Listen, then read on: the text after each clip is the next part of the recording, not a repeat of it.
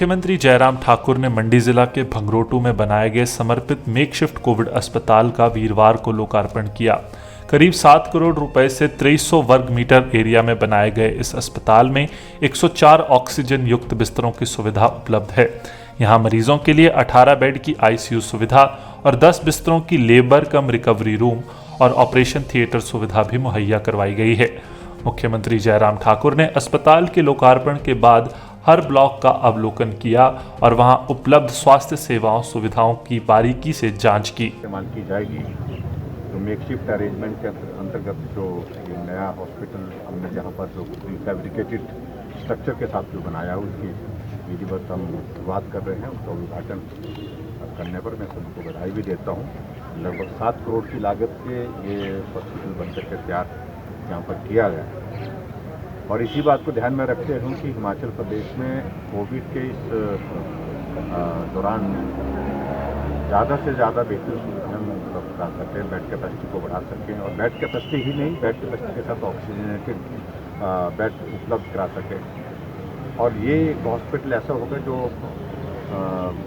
Covid के patient को तो जब तक कोविड रहेगा तब तक ही तो ये बेहतर सुविधाएँ देगा ही, लेकिन कोविड अगर समाप्त होता है तो उसके बाद भी सुपर स्पेशलिटी के रूप में हम इसका इस्तेमाल जो है करने के लिए सोच रहे हैं, क्योंकि बहुत बेहतरीन सुविधाएं इसके अंदर उपलब्ध करवाने की हमने कोशिश की। और इसी तरह जहां हिमाचल प्रदेश में हम देख रहे हैं कि पिछले लगभग 10-12 दिनों से बहुत तेज़ी से कोविड के मामलों में गिरावट आई है।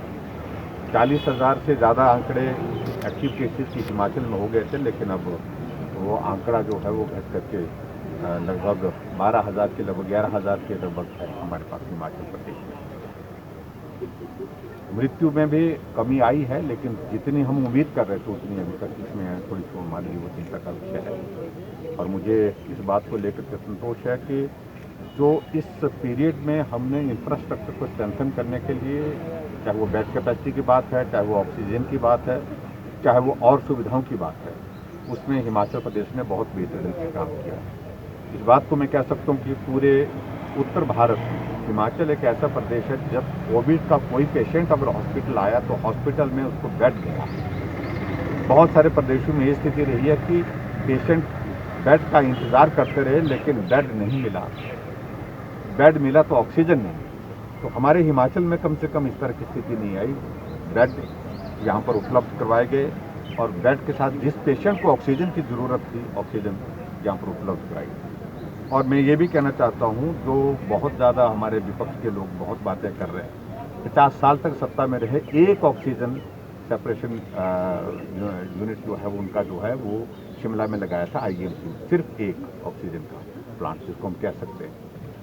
और हमने अभी इस दौरान जो है 8 पीएसए प्लांट हिमाचल प्रदेश में लगाए और लगभग 12 जो है हमारे और जो है पाइपलाइन। हमारी ऑक्सीजन की स्टोरेज कैपेसिटी 25 मीट्रिक टन से ज़्यादा हो गई। और केंद्र का मैं खासतौर से आदरणीय प्रधानमंत्री जी का आभार व्यक्त करना चाहूँगा कि उन्होंने पहले हमको हिमाचल प्रदेश के लिए 15 मीट्रिक टन का ऑक्सीजन का कोटा अलॉट किया था। बाद में हमने कहा इसको बढ़ाने की आवश्यकता है, 30 किया गया, 30 मीट्रिक टन से फिर हमने कहा और ज़्यादा बढ़ाने की ज़रूरत है और 40 मीट्रिक टन किया गया। 40 मीट्रिक टन हम हिमाचल प्रदेश में आज की तारीख में ऑक्सीजन दे रहे हैं। वेंटिलेटर हिमाचल प्रदेश में जहाँ कांग्रेस पार्टी सत्ता में थी, 50 साल तक सत्ता में रहने के बाद जो है उनका सिर्फ 50 भी वेंटिलेटर फंक्शनल नहीं थे हिमाचल प्रदेश में। आज हिमाचल प्रदेश में वेंटिलेटर की संख्या जो फंक्शनल है वो लगभग 700 के करीब, 1700 से ज़्यादा हमारे पास ऑक्सीजन कंसंट्रेटर है। इसलिए बहुत बड़ा हमने इस छोटे से पीरियड में संकट बड़ा था और उसमें काफ़ी मैनीफोल्ड इंक्रीज की है। और आने वाले समय में मैं इस बात को सुनिश्चित करेंगे कि अगर थर्ड वेव का जिसका जिक्र हो रहा है अगर वो भी आती है तो भी हमारे पास हिमाचल प्रदेश में बेड की कमी नहीं होगी। 1200 से कोविड की बेड कैपेसिटी हमने 5000 तक पहुंचाई। 250 बेड कैपेसिटी हमने परौर में की है राधा स्वामी सत्संग के, 200 मंडी में भी हमने और एडिशन की है जो राधा स्वामी सत्संग का खलियार में है। और इसी तरह से 200 की बेड कैपेसिटी हमने सोलन में की है, वो भी राधा स्वामी सत्संग, उनका हम आभार भी व्यक्त करना चाहेंगे।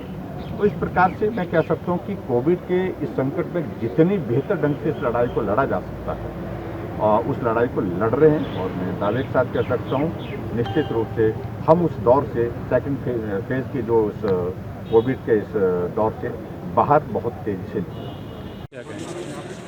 डिस्ट्रिक्ट की रिव्यू बैठक हुई है। मेडिकल कॉलेज वालों ने अपना प्रेजेंटेशन अलग से दिया है, डिस्ट्रिक्ट का अलग से हमको दिया गया। उसमें अभी तक जो डेथ हुई है उसके बाद जो ट्रीट किए गए हैं होम आइसोलेशन में, यहाँ इंस्टीट्यूशन में और हेल्थ इंस्टीट्यूशन में सारी डिटेल डिस्कशंस हुई हैं।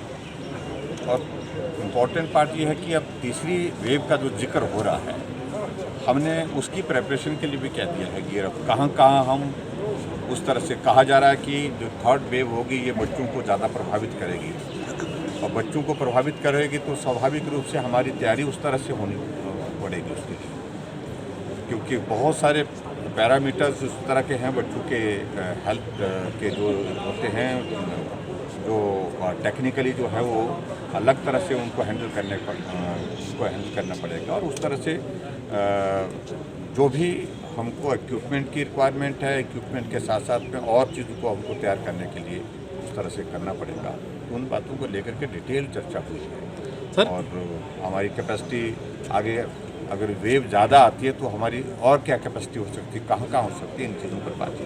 हिमाचल दस्तक वेब टीवी के लिए मंडी से धर्मचंद वर्मा।